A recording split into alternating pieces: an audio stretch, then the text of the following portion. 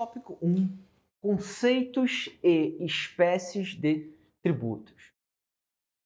O poder de criar tributos e efetuar a sua cobrança é privativo do Estado. Pessoal, sempre quando a gente fala Estado, a gente está se referindo ao Estado numa concepção, num conceito mais amplo, que engloba União, os Estados, o Distrito Federal e os municípios, tá certo? Então, criar tributos e efetuar a sua cobrança é uma função privativa do Estado.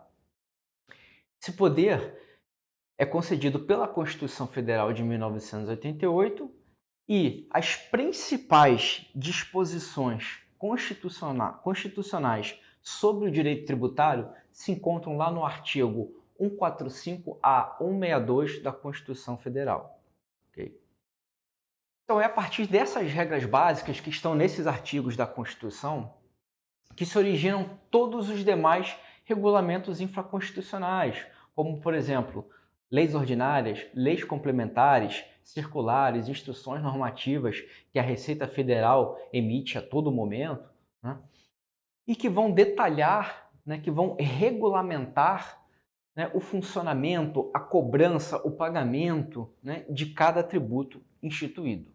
Okay? Então, o que a gente tem? A gente tem normas de caráter amplo, de caráter genérico, que estão na Constituição Federal, e você tem normas infraconstitucionais, normas que estão submetidas à Constituição, que vão fazer com que esses impostos consigam ser operacionalizados, ou seja, vão fazer com que a cobrança, o pagamento, ou até o eventual parcelamento do pagamento do imposto e todos os demais pormenores, todos os demais detalhes desse imposto, né, vão ser operacionalizados. É o que vai tornar possível a cobrança desses impostos, certo?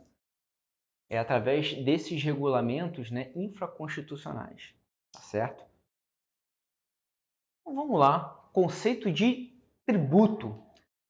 Tributo é toda prestação pecuniária compulsória, ou seja, prestação pecuniária, né, que pode ser expressa sempre em valores financeiros, e compulsória, ou seja, obrigatória, em moeda ou cujo valor nela possa se exprimir, que não constitua sanção de ato ilícito instituída em lei, pessoal, sempre, sempre, sempre. Vamos ver mais para frente, quando a gente falar dos princípios tributários, que o imposto, para que ele possa ser cobrado, para que ele tenha validade, ele precisa ser sempre instituído, criado através de lei, tá certo? E cobrada mediante atividade administrativa. Dito de outra forma, é a obrigação imposta às pessoas, tanto físicas quanto jurídicas, de recolher valores ao Estado ou entidades equivalentes. Ok? Então vamos lá. O tributo se divide em basicamente 3 espécies, tá certo? E essas 3 espécies também constam no texto da Constituição Federal, ok? Aqueles artigos que nós falamos, de 145 até 162. O que a gente percebe? Existem 3 espécies, né, de tributos: impostos, taxas e contribuições de melhoria. Então você tem tributo, tá, que é o gênero, é a denominação mais genérica, tá certo? E você tem as 3 espécies, tá? As 3 subdivisões, né, dessa nomenclatura mais geral, que é tributo. Então vamos lá. O tributo se divide em 3 espécies. Impostos. Não existe uma contrapartida do Estado, ou seja, não existe uma relação direta entre o valor que é pago pelo contribuinte e alguma contraprestação do Estado, tá certo? Muito importante, pessoal, sublinhe, já está destacado aí, mas sublinhe. Não existe uma contrapartida direta do Estado.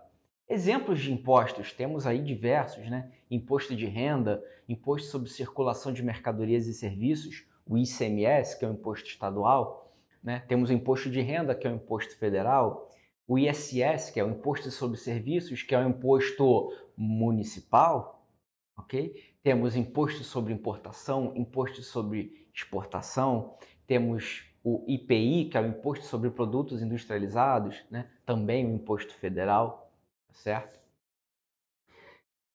Outro tipo de tributo, as taxas. Existe, portanto, sublinhe, existe uma contrapartida específica do Estado em relação ao pagamento desse tributo. Exemplo, taxa de iluminação pública ou taxa de emissão de segunda via de documentos. Então, por exemplo, quando a pessoa perde algum documento e precisa tirar a segunda via, por exemplo, do seu CPF, da sua carteira de habilitação ou da sua carteira de identidade, por exemplo, né, o que ela faz? A pessoa se dirige ou o Detran, né, do seu estado ou algum outro órgão que emite esse documento, paga uma taxa e, em contrapartida, obtém a segunda via daquele documento que foi perdido. Okay? Então, existe uma contrapartida específica. Eu pago para obter algo a meu favor, né? Em retorno. Contribuições de melhoria. Cobrada pelo Estado em função de uma obra pública que cause valorização do imóvel do contribuinte. Por exemplo, uma pavimentação de uma rua de terra ou uma obra de saneamento básico, né? São obras que provocam, né, têm um impacto direto de melhoria, né, nos imóveis que são beneficiados por essa obra, correto? Então, a contribuição de melhoria se destina a quantificar esse impacto positivo nos imóveis, dessa obra pública, nos imóveis ao seu redor e tributar o contribuinte, certo? Dentro do direito tributário, dentro do estudo do direito tributário, existem alguns conceitos, pessoal, que são extremamente importantes e que a gente vai ver ao longo de todo esse módulo. É muito importante que vocês tenham esses conceitos muito bem solidificados. Quais são esses conceitos básicos? Alguns conceitos a gente já está até familiarizado, porque fazem parte do nosso dia a dia. Outros conceitos, talvez não. Vamos ver os principais conceitos agora? Fato gerador. O fato gerador é um fato que cria a obrigação de pagamento de um tributo. Um exemplo de fato gerador: o resgate ou vencimento de um CDB, né, de um certificado de depósito bancário. Ora, um certificado de depósito bancário é um produto financeiro que a gente pode adquirir junto a um banco ou uma corretora, em que a gente aplica um valor, né, esse valor muitas vezes já tem uma taxa pré-fixada, e ao final do prazo, né, de vida útil de um CDB, o banco ou a instituição financeira, de um modo geral, me paga esse valor, o valor que eu investi, acrescido de juros, certo? Então, quando eu resgato esse valor antecipadamente ou quando existe o vencimento desse CDB, né, existe a necessidade de recolhimento desse ganho de capital. O conceito de ganho de capital também é um conceito que a gente vai falar muito ao longo desse módulo. Então, sempre que houver um ganho de capital, nasce o fato gerador, ou seja, nasce a obrigação do recolhimento do tributo. Nesse caso, o tributo a ser recolhido vai ser o imposto de renda, certo? Outro fato gerador de ganho de capital, por exemplo, ganho com negociação de ações, né? Então, a gente vai ver muito isso também ao longo desse módulo. Quando eu compro uma ação, por exemplo, a R$ 30 e vendo essa ação a R$ 40, uma semana depois, ou um mês depois, ou um ano depois, não importa, esse ganho de capital, que é calculado pela diferença entre o valor de venda do ativo menos o valor de compra, né, que foram R$ 10 aqui no nosso exemplo, esses R$ 10 que representam ganho de capital precisam ser tributados também. Então, o ganho de capital foi o fato gerador, foi o que criou a obrigação para o pagamento do tributo, ok? E, no caso, esse ganho de capital também vai ser tributado através do imposto de renda. Base de cálculo: o valor financeiro sobre o qual se aplica a alíquota para calcular a quantia de tributo a ser paga. Então, por exemplo, o valor total de rendimentos recebidos no ano, no caso do imposto de renda. Então, quando a gente declara lá no final do ano a declaração anual de ajuste do imposto de renda, onde a gente preenche lá no programa da Receita Federal os valores que a gente recebeu, por exemplo, salários recebidos de pessoa jurídica, já existe um valor ali que a gente coloca, né? E sobre esse valor vai incidir uma alíquota de imposto de renda, que pode variar aí de 7,5% até 27,5%. Não é isso? Então, a base de cálculo vai ser o valor financeiro sobre o qual será aplicada uma alíquota para se chegar no montante a ser recolhido daquele tributo. Okay? Alíquota. Percentual ou valor fixo que será aplicado sobre a base de cálculo para pagamento do tributo. Então, por exemplo, quem tem renda acima de 55.916,16 no ano, né, quem tem renda anual superior a esse valor, segundo a tabela progressiva de imposto de renda, paga, né, fica enquadrado na alíquota máxima de imposto de renda, que é 27,5%. Okay? Contribuinte, pessoa física ou jurídica, que tem a obrigação de realizar o pagamento do tributo, seja ele qual for. Então, o contribuinte podem ser tanto as pessoas físicas quanto as empresas. Certo? Exemplo, uma pessoa jurídica que paga IOF na contratação de um empréstimo, por exemplo, né? Ou uma pessoa jurídica que paga o IPI, que é o Imposto sobre Produtos Industrializados, certo? Então, contribuinte, né, o sujeito passivo da obrigação tributária, né, podem ser tanto pessoas físicas quanto pessoas jurídicas, ok? Então vamos ver como isso é cobrado na prova de vocês, ainda nesses conceitos introdutórios, mas a prova de vocês parece gostar um pouco disso. Vamos ver como isso pode ser cobrado? Então, a gente tem uma questão aqui.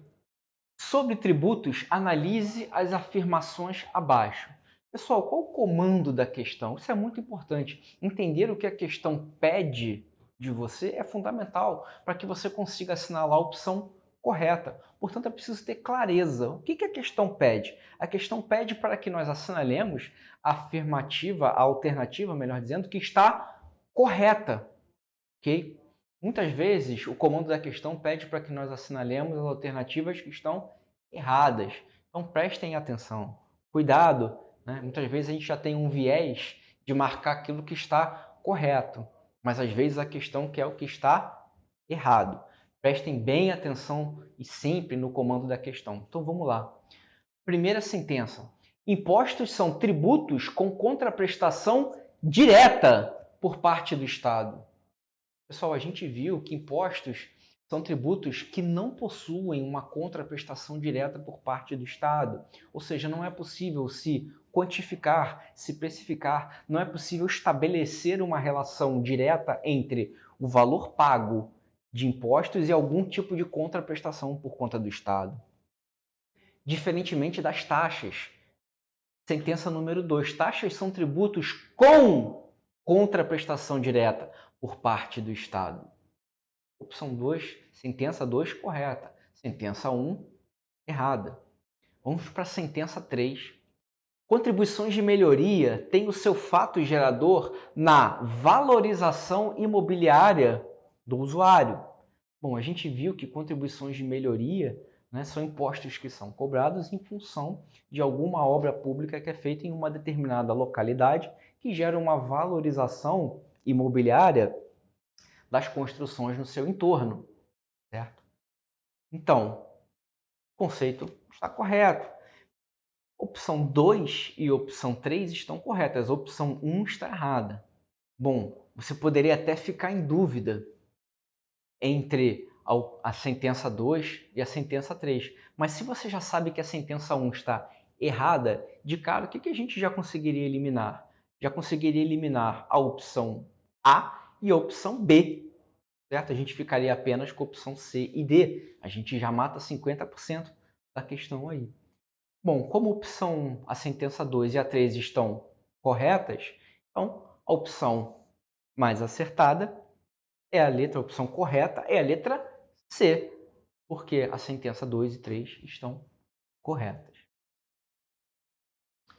Outra questão são espécies clássicas de tributo, conforme o CTN ou conforme o Código Tributário Nacional. Opção A, impostos, depósitos compulsórios e contribuições de melhoria. Impostos, taxas e contribuições de melhoria. Você poderia nem saber muito bem o que é um depósito compulsório, né? Mas você tem uma opção B que diz impostos, taxas e contribuições de melhoria, já seria a opção que você certamente marcaria. Mas vamos ver as outras. Impostos, taxas e contribuições especiais. Contribuições especiais não, né? Contribuições de melhoria. E opção D, taxas, depósitos compulsórios e tributos. Tributos não, né, pessoal? Tributos a gente viu que é o gênero, não é espécie, certo? Você tem tributos e tipos de tributos nós vimos, que são impostos, taxas e contribuições de melhoria, correto? Então, a opção acertada é a opção B de bola, ok? Bom, vamos ver mais uma questão. Para que seja constituído o fato gerador do imposto de renda, é necessário que... Lembra, pessoal, que a gente falou sobre fato gerador, o conceito de fato gerador? Né? É algo que ocorra e por si só já seja suficiente para gerar a obrigação tributária, a obrigação de pagar o imposto. Então vamos ver as opções? Para que seja constituído o fato gerador do imposto de renda, é necessário que a renda seja creditada na conta do contribuinte. Opção B, haja disponibilidade econômica ou jurídica da renda. Opção C, o contribuinte faça o recolhimento dos tributos devidos. Pessoal, na opção C a gente já consegue perceber que não, né? Porque quando existe o recolhimento, né, o pagamento efetivo do tributo, né, não há que se falar em fato gerador. O recolhimento do tributo é posterior ao fato gerador. E a opção D, a renda seja produto do capital ou do trabalho. Não necessariamente, né, pessoal? O que, para que ocorra, né, a existência do fato gerador, é preciso que haja a disponibilidade econômica ou jurídica da renda, e não que a renda seja necessariamente creditada na conta do contribuinte, tá certo? A melhor a opção correta nesse caso é a opção B, tá certo? Por exemplo, vamos dar um outro exemplo. Quando existe um ganho de capital, aquele exemplo que a gente deu no começo da aula. Quando existe um ganho de capital, por exemplo, na negociação de ações. Aquele exemplo que a gente deu, né, quando existia o ganho de capital de R$10, né, porque eu comprei uma ação a R$30 e vendi essa mesma ação um mês depois, por exemplo, por R$40, obtendo esse ganho de capital de R$10, né, basta que eu obtenha esse ganho de capital para que já haja o fato gerador, para que já nasça naquele momento o fato gerador, ou seja, a obrigação do recolhimento do tributo. Ou seja, o valor não precisa, esses R$10 não precisam necessariamente ser creditados na minha conta naquele momento para que haja o fato gerador, não.